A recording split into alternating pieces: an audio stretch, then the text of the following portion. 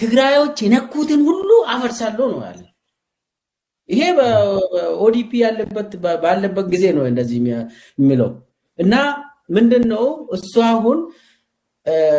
ጻረ ትግራይ ሰው ነው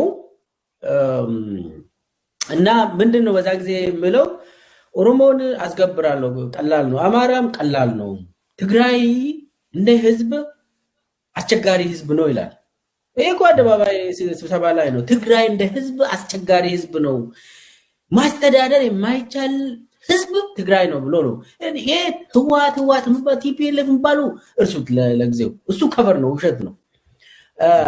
እና ትግራይን የግድ መስበር የመጨረሻ ትግራይን ካልሰበር ነው ሰላም አናገኝም ብለው በአመራር ደረጃ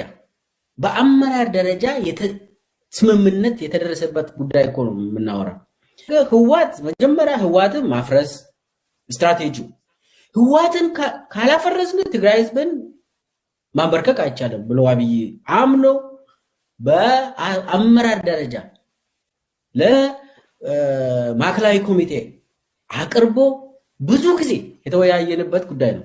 ከመይ ትቕንዩ ዝኸበርኩም ተኸታተልትና እዚ ሜጋ ስቱድዮ ብኽብረትኩም እዚ ቻነል እዚ ትካልኩም ስለ ዝኾነ ትካል ህዝብን ትካል ሃገርን ክትዕብይዎ ላይክ ክበሩ ናብ ኩሉ ንኽባፃሕ ድማ ሼር ሳብስክራይብ ተሓባበሩ እናበልና ናብ ናይ ሎም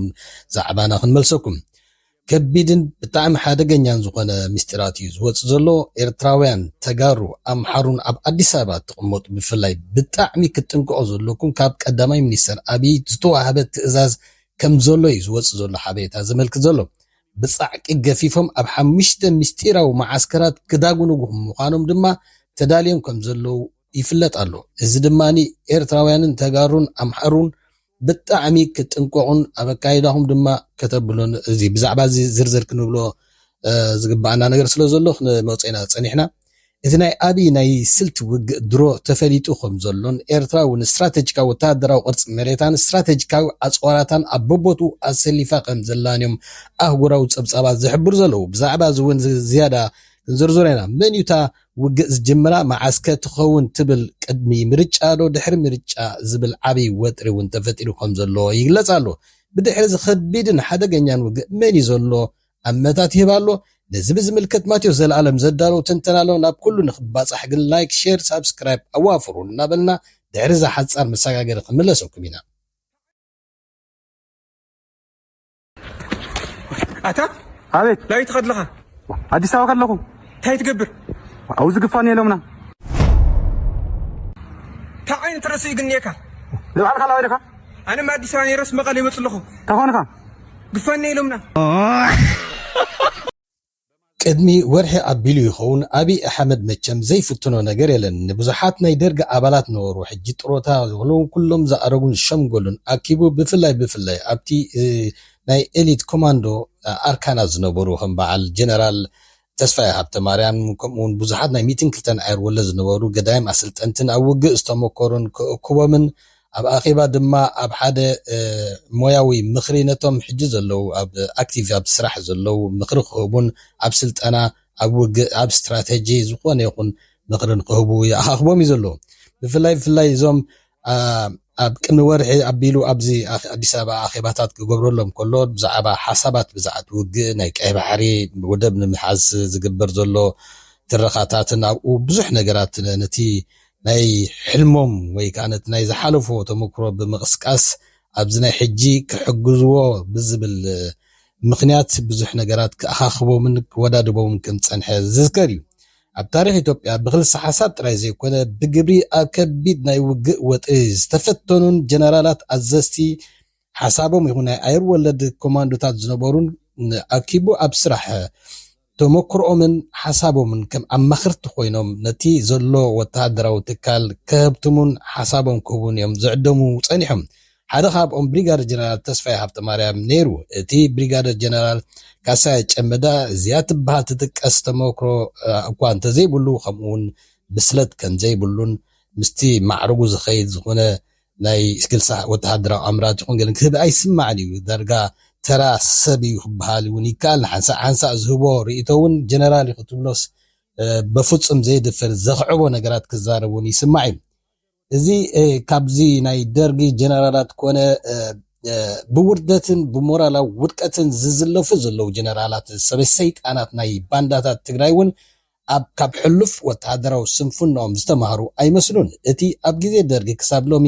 ከም ሕዱር ሕማም ኮይኑ ዝቐትሎም ዘሎ ባህሪ ወይ ከዓ ፓተርን ህዝባዊ ማዕበል ተጠቂምካ ጸቕጢ ፈጢርካ በሲዕካ ምሕላፍ እዩ ኣብ መላእ ኢትዮጵያ ዝነበረ ሰራዊት ብሙሉ ናብ ሰሜን ይቀኒዑ ዘሎ ንነፍስ ወከፍ እዝታት ድማ ሪዘርቫ ናይ እዝታት ተመዲቡሉ ከም ዘሎ እዚ ድማ ነቲ ህዝባዊ ማዕበል ወይ ከዓ ሂማን ዌቭ ተጠቂምካ ብልዕሊ TDF-ን ፋኖን ከምኡውን ኤርትራ ማዕበላዊ ዝኾነ ውግእ ንኽካይዱ እዮም ተዳልዮም ዘለዎ እዚ ከምዝታት እዚ ካብ ሕሉፍ ታሪክ እንድሕዳእ ክንበገስ ኮይና ነዚ ከምዛ ዓይነት ዝተኣከበ ገዚፍ ሓይሊ ናይ TDF ወይ ናይ ሕወሓት ይኹን ናይ ሻዕብያ ብኸመይ ኒውትራላይዝ ከም ዝገብሮን በናይ ቆራሪፆም ከም ዝድምሰውን ክሳዕ ሕጂ ዝተሰቆሮም ኣይመስሉን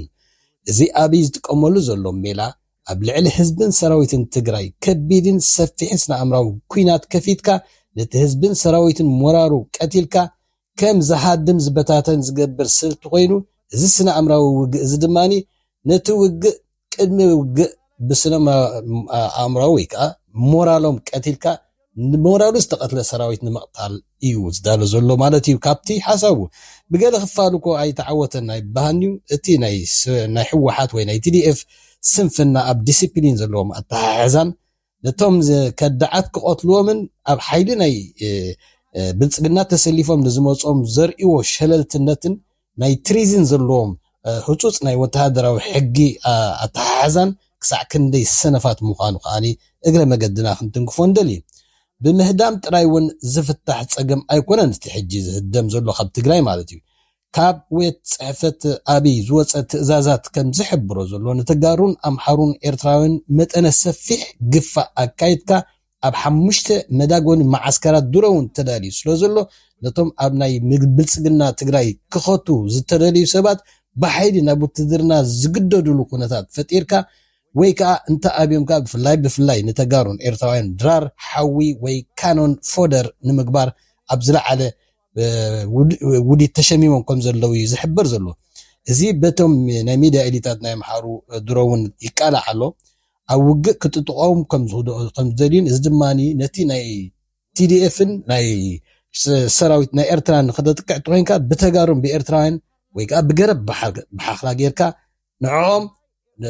መጽረይ ፈንጂ ወይ ከዓ ድራር ሓዊ ጌርካ ካኖን ፎደር ምግባር እዩ እቲ ወፂ ዘሎ ውጥን ናብ ተቐንደ ናይ ውግእ ዕላማ ምስ ንምለስ ውግእ ቅድሚ ምርጫ ዶ ድሕሪ ምርጫ ኣብ ዝብል ተገማሚዖም ከም ዘለዎ ይዝግለጽ ዘሎ ምክንያቱ እቲ ውግእ ሓንሳብ እንተ ተወሊዑ ኣበይ ከም ዝዕረፍን ማንም ዝፈልጦ የለን እዚ ቅድሚ ሕጂ እውን እዚ ሳሞራ ከምኡ ክብል ተሰሚዑ ነይሩ ውግእ እንድሕር ዳ ወሊዕኻ ከም ዘይትውድኦ እንተኮይንካ ኣጀሙረ ዝብል ሕጂ ሞዚ ሳሞራ ወይራ ተዛረበ ይፈልጥኒ ቀደምን ብዙሕ ይብሉን ካብ ስሙን ሽማቡን መጽሓፍ ንላዕሊ ዝኾነ ወተሃደራዊ ሳይንስ ይኹን ተተመክሩ ብዙሕ ነቲ ዘሎ ኮንነት ንኽርዳእውን ዝሕግዞ ኣይኮነን እዚ ሰብ እዚ እንድሕር ዳ ውግእ ወሊዕኻ ኣበይ ከም ትውድኦ ትፈልጥ ሕጂ ዳ እሞ ኣበይ ከም ዝዓልብ መን ምስ ነገረ ሕጂ ክብገስ ዝሓስብ ዘሎ ማለት እዩ እንደገና ኣብቲ ግዜ ውግእ ዝነበረሉ ትግራይን ኣብ አንጻር ብልጽግናን እዚ ሰብ እዚ ዘይተዳለ ኩሉ ውግእ ኣይስሎፈን ይብል ነይሩ ሕጂ ዳ መን ኣዳልዮን መን ዓዲምዎን ይመጽ ዘሎ ኢልካ ንራሕቲትካ ክሳዕ ክንደይ ገጽ ዘይብሉ ወይ ከዓ ክብርታት ናይቲ ጀነራል ማዕረግ ከም ዘይብሉ እዩ ዘመልክት ናብቲ ቀንዲ ናይ ውግእ ዕላማ ምስ ንመለስ እቲ ውግእ ቅድሚ ምርጫ ዶ ድሕሪ ምርጫ ዝብል ተገማሚዖም ኣለዎ ዝበሃል ዘሎ ምክንያቱ እቲ ውግእ ሓንሳ እንተተወሊዑ ምዚ ሕጂ ክንገልጾ ፀናሕና ዝኾነ መዕለቢ ይኹን መቋፀሪ ብዘይብሉ ግዜ ናብ ኣረብራቢ ወይ ድማ ኩል ግዜ ዝጥቀምሉ ሰሞር ኦፍ አትሪሽን እዮም ክገብሩ ዳሓስቡ ዘሎ ማለት እዩ ገለገለ ወተሃደራዊ ጸብጻት ከም ዝሕብሮ TDF ፋኖን ኤርትራን ኣብ ዝለዓለ ወተሃደራዊ ቁመና ከም ዘለውን ሰራዊት ኤርትራ ኣሎ ዝበሃል ስትራቴጂካዊ ኣጽዋራቱ ብኤር ስፔስ ይኹን ብናይ ድሮን ይኹን ብቲ ኣብ ግራውንድ ድማኒ ብካናይ ዝሓይሉን ኣታኣታቲዎ ዘይፈልጥ ኣብ ዕጥቁን ኣብ ዓቕሚ ተኽሱ ክሳዕ ክንደይ ዝተረቐቐ ኣጽዋር ኢቲኾም ዘሎ እዩ ዝግለጽ ዘሎ እዚ ብኣህጉራውያን ተንተንቱን ድሮ ክግለጽ ጀሚሩ ዘሎ እዩ እዚ ድማ ኣብ ቴሬን ክሳዕ ክንደይ ማስተርስ ምዃኖም ማለት ስኪልድ ምዃኖም ናይ ሰራዊት ናይ ወይ ጀነራል ናይ ኤርትራ ብተደጋጋሚ ክግለጹ እዮም ስሙዕ ዘለው ማለ ከም ዘቕረብናልኩም ጌታቸው ከዳ بتدقاقامي زقلصا حنت أمر الله أما صحاف كيترفى يدالوا الله إلون كدقاقم تسمع له زي إلوجين ناي جيتاتشو ردا نتا استراتيجيكاوي عمقت ويكا استراتيجيك دبس تبهال بتدقاقم كيقلصا يطلع أبريسيون قصري ويكا ديموغرافي بتدقاقامي كمص يرايو اسغن نمبر فلاسيو مخنياتو كل جزء اتي درج مدقعتات بفروش بقسا يو زفلت كابتي مللي بحريو بتي باترن زصنعنا مالتي اذا ونعو نت حمام نت ناي ودقت زدغم زلو يمسل استراتيجيكاو عدقت مالت نديغيتاچو ردا استراتيجيكاو عدقت عمقت ويكا استراتيجيك دبس مالت نديغيتاچو ردا جغرافيا بقى جغراف مواقعي تيرين تبيبي زلو اماراص يبلان يزبل دلو ወይ እውነትነት ናይ ሳሕል ሪቪዚት እንድሕር ገይርዎ እሱ ናብ ሳሕል ንኻድያ ዝብሎም ዘሎ ናብ ሳሕል ክኸዱ ከለዉ ግን ከመይ ገይሮም ከም ዝኸዱን እንታይ ዓይነት ኣዕናው ዝኾነ ኣብ ልዕሊ ፀላኢ ይወርዱ ነይሮም ማቴሪያል ወይ ከዓ ሂማን ዋይዝ እንታይ ዓይነት ሳዕቤናት እናገበሩ ናብቲ ዝመርፅዎ መሬት ቴሬን ይወስድዎ ነይሮምን ወላ ሓንቲ ዝፈልጥ ኣይመስልን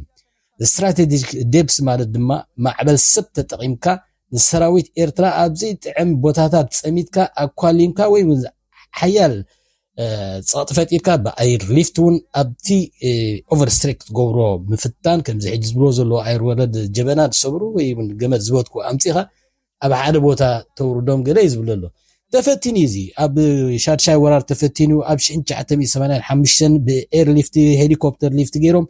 بزح سراويت ايتميم جن اتي اب كارتا تنبوبم ميريتين اب ميريت بحق يتصنحكات اكشوال تيرينن كسع كندي خاناي تيرين اكسبرتس ويكا سكيلز زلوم سراويت امصي خان رؤسو اتم او مسوردو زطفو سراويت زتوكوس ايمسن ايفولطوني خاب تاريخو زفولط ايمسني مغنياتو اتزربو استراتيجيك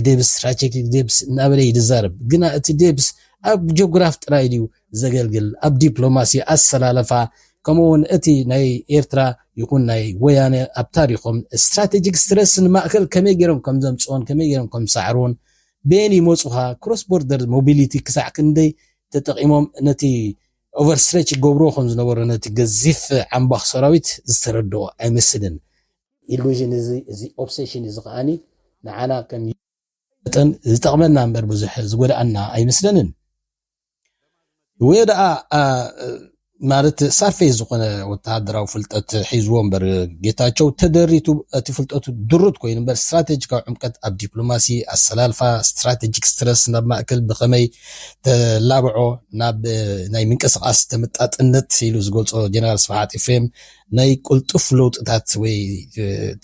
ادابتابيليتي ون كومون تمطاطنت إلنا نغلصو ناي سجره دوباوي منقسقاس بقعاتن بعبيو دما طمور بعاليت بهايمانوت زي تخفافله بونن ببقعاتن زواغا فوكس زغونه ميليتاري مكر زغونه وتادراو تكال كمزلو زي ونن ناي هلاوي حتو علامان اكستنشال ترد بمخانو دما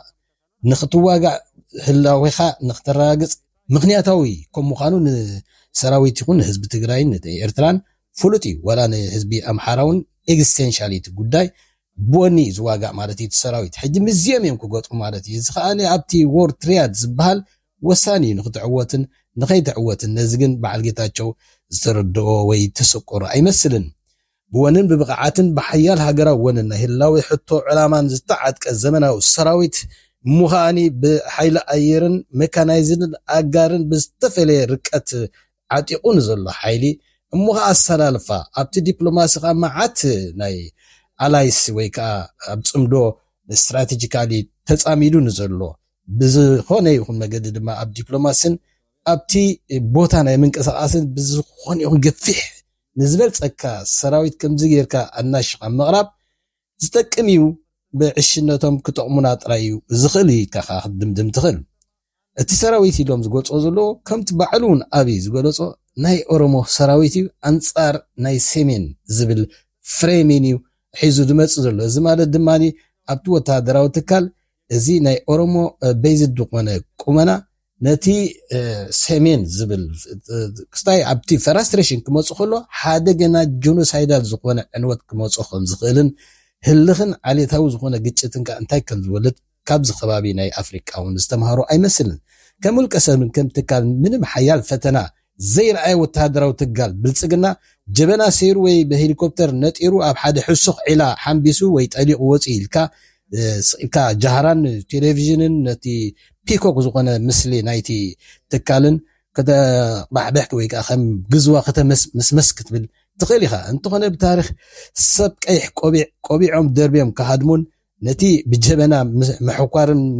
مزلال استلامدو دما ابتي نبلبال حوي ناي وق مستسقطوتو جبنا زمسل سب زي كونه زغطمم بطيتن درارن بحون بعررن زدربين بفنان زواغون ስለዝغطمم ወይ ድራር አሞራ ወይ ድማኒ ህድማ ወይ ሙርኮኛ ኮይኖም ከምቲ መራዒኦም ናይ ሙርኮኛ ታሪኽ ሒዞም እዮም ክኸዱ ማለት እዩ ክሳዕ ሕጂ አብዲ አሕመድ ግዜ ምስኡ ዘላይ ዝመስሎ እቲ ናይ ምጥቃዕ ምርጫውን ንዑ ጥራይ ብፍሉይ ዝተዋህበ ሓለፋይ ዝመስሎ ዘሎ እንተኾነ ካብ ስጥ ዝበለ ማይን ስቕ ዝበለ ኸልብን ተጠንቀቕ ከም ዝበሃል እቶም ኣድሜዮም ዘሎ ኣብ ሰሜን መን ሒዞም بين موصخا سለ ዘይትፈልጥ እቲ ዝመጻካ ነበልባል ሓዊ ንዑ ተዳለወሉ ኣብ ሰሜን እናተጽበኻ ብምዕራብ ብማእከል ብምብራቕ እንታይ ክገጥመካዩ ሽዑ እቶም ንግጥሞም ከጋጣጥሙኻዮም ናይ ውግእ ረቑሒታት ፋየር ፓወር ኢንዴክስ ኣምቢበይልካ ፈላጥ መስለካ ተኾይኑ ጽባሕ እታ ሓዊ ክትልብልበካ ምዃና ፍለጥ ማቴዎስ ዘለዓለም ሜጋ ሲሪስ ናብ ኩሉ ንኽባጻሕ ላይክ سبسكرايب شيرنج وور نانا كسع بخالت حسن ملسكم سسنايو نقولنا በማዝመት የመዋጋት እንቅስቃሴ ነው ይሄንን ሌላው አካል እንዴት ይመክተዋል በተመሳሳይ ሁማን ዌቭ ነው ይዞ የሚመጣው ወይስ የተለየ ስትራቴጂ ነድፎ ይሄንን እየበተነ ነው በሁማን ዌቭ የሚመጣውን በበቂ ሁኔታ የመሳሪያ አቅም ይገኛል አይገኝም ሌላ ነገር ይሄ ሁሉ አከራካሪ ነው ዞሮ ዞሮ አሁን ባለው መረጃ የኤርትራ ኃይል ራሱን ለመከላከል ያለው ብቸኛ አማራጭ ኤርትራ ውስጥ ተቀምጦ የአብይ አህመድ ጦር እስከሚመጣ መጠበቅ አይደለም የሚል መተማመን ላይ የተደረሰ ይመስላል በትግራይ አዋሳኝ ቦታዎች በሙሉ ገዢ መሬቶችን ኤርትራም ጦር ራሱን አዘጋጅቶ መሳሪያ ዲፕሎይ ያደረገ ዝግጅት ያደረገ ነው እኛ ብቻ ሳይሆን ዓለም አቀፍ ሚዲያዎችም አሁን በከፍተኛ ሁኔታ ይሄንኑ የሁለቱን ወታደራዊ የኃይል አስተላለፍ እየዘገቡት ነው የሚገኙት ሰላም ቢያላችሁ አሁን አከርካሪያችሁ ተመታ አሁን ብትንትናችሁ ወጣ አሁን ነፍስ ግቢ ነፍሱ ሰላም ቢያላችሁ